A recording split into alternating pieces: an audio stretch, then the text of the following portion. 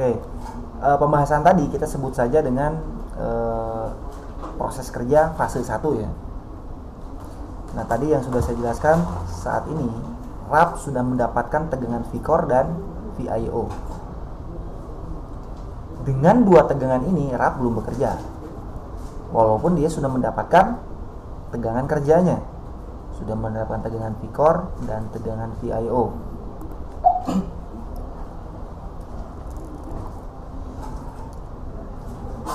Pada waktu bersamaan, di saat kita menekan tombol on off, di saat VIO ini sudah masuk, di saat V-core ini sudah masuk, RE2 akan mengeluarkan tegangan PURX. PURX ini tegangan sebesar 1,8 volt. Tadi RS tag tegangannya sama dengan tegangan VBAT, Pak. Tadi lupa saya nggak ngomongin ini ya. Ini tegangannya sama dengan tegangan VBAT. Kalau VBAT-nya 3,7, RS tag-nya pun sama 3,7. Nah, kalau PURX tegangannya sebesar 1,8 volt. Untuk apa tegangan PURX ini? Nah, seperti yang sudah tadi saya jelaskan berulang-ulang, bahwa setiap rangkaian dia dapat bekerja apabila ada enable-nya, ada perintahnya. Nah, PURX ini untuk memerintahkan agar CPU ini aktif. Oke, bisa dipahami sampai sini ya. Nah, jadi dalam saat bersamaan, di saat VIO dan V-core ini keluar, PURX ini aktif. Nah sekarang kan kondisinya udah VIO udah masuk, V-core sudah masuk, V-core sudah masuk. Lalu RAP ini akan mengeluarkan tegangan perintah lagi. Nah, tegangan perintahnya yaitu sleep X. Sleep X ini tegangannya sebesar sama 1,8 volt. Nah, kalau PURX ini tegangannya dari RE2 untuk RAP, kalau sleep X bukan, dari RAP untuk RE2. Lalu untuk apa sleep X ini? Kenapa RE2 ini diberikan perintah lagi? Nah, di sini perintah untuk fase kedua. Apa yang dimaksud perintah fase kedua? Nah, di sini sleep X ini masuk ke RE2 agar RE2 dapat mengeluarkan tegangan PR1. PR1 ini sebesar 2,5 volt untuk tegangan kerja VCTC-XO. Nah, ini udah masuk ke fase kedua. Jadi kalau VIO dia keluar, yang mengenablekannya siapa? On off. Kalau V-core bisa keluar, yang mengenablekannya siapa? RS tag. PR1 yang mengenablekannya siapa? Sleep X. Oke. Di saat Sleep X masuk, PR1 akan keluar untuk memberikan tegangan kerja kepada VCTC-XO. Untuk apa VCTC-XO? Apa ini VCTC-XO? Nah, VCTC-XO ini adalah kristal. Bentuknya seperti ini. Nah, ini kristal osilator. Kalau diibaratkan pada manusia, kristal osilator ini adalah jantungnya. Detak jantung yang untuk mengalirkan darah. Kalau di handphone, detak jantung ini bukan untuk mengalirkan darah, tapi mengalirkan data.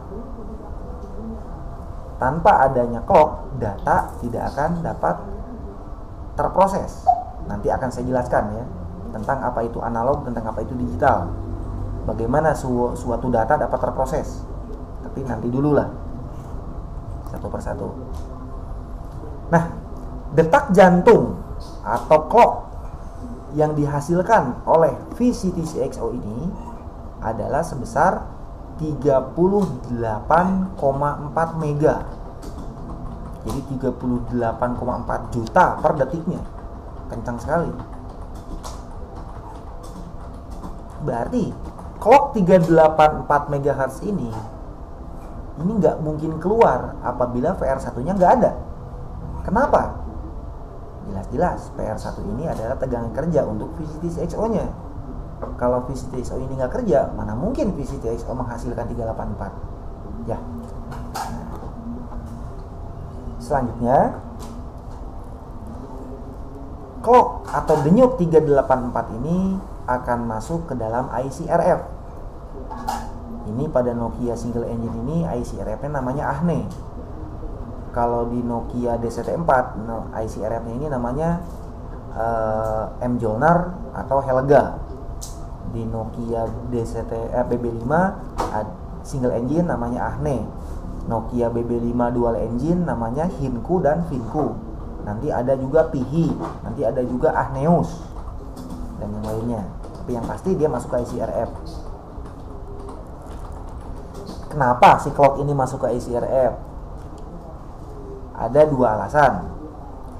Alasan pertama, signal handphone dia membutuhkan clock 384 untuk signal.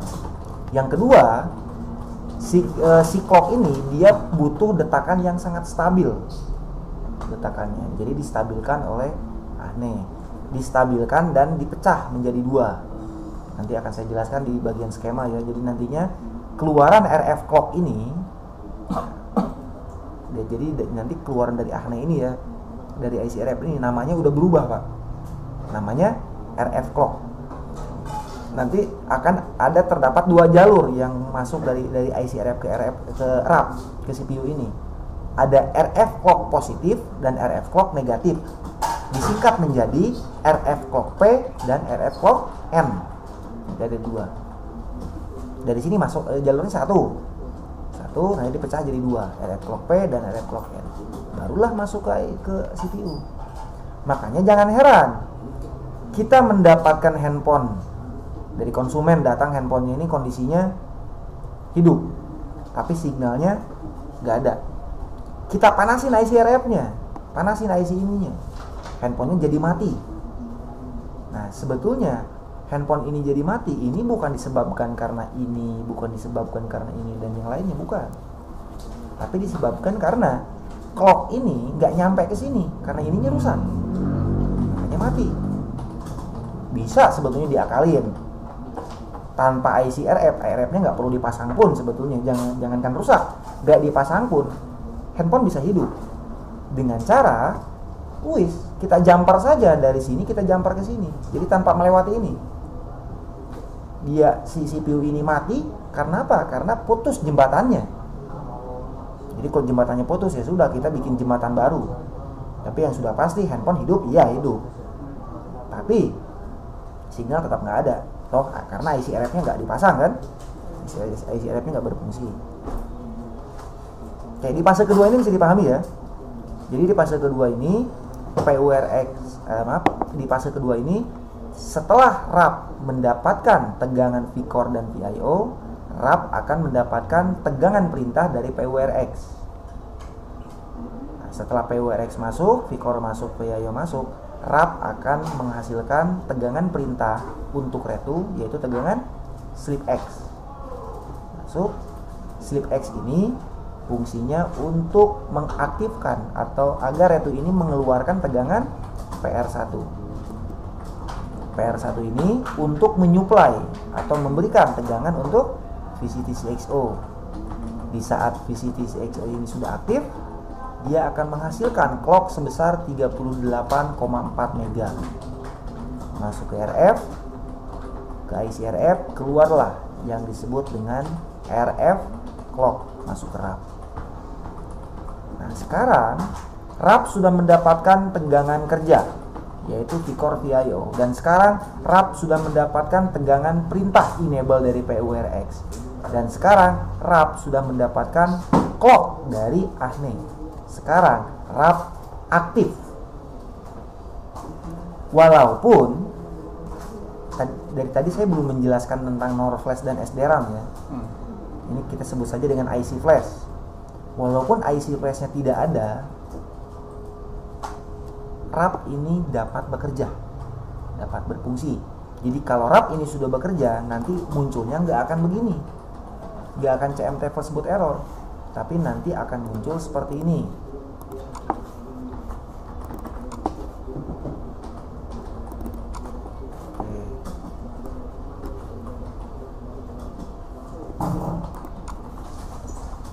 nanti akan muncul seperti ini. CMT force boot oke. Dia kedetek RAP 3G versi sekian.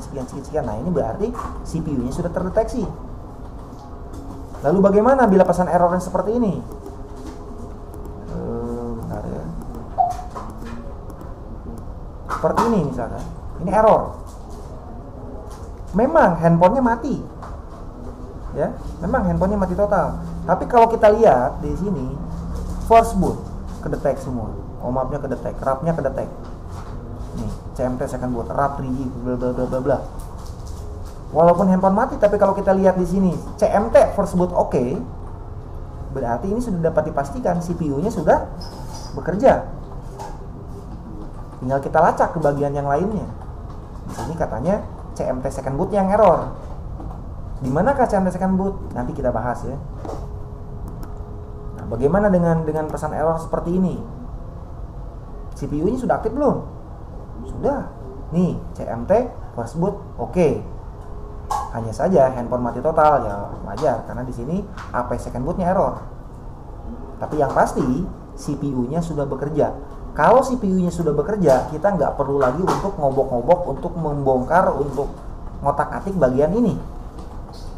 Kalau CPU-nya sudah bekerja, berarti proses kerja fase 1 dan fase 2 ini sudah lolos. Jadi kita nggak perlu untuk ngukur-ngukur pada area fase 1 dan fase 2 ya. Kita acuhkan saja. Sampai sini bisa dipahami ya.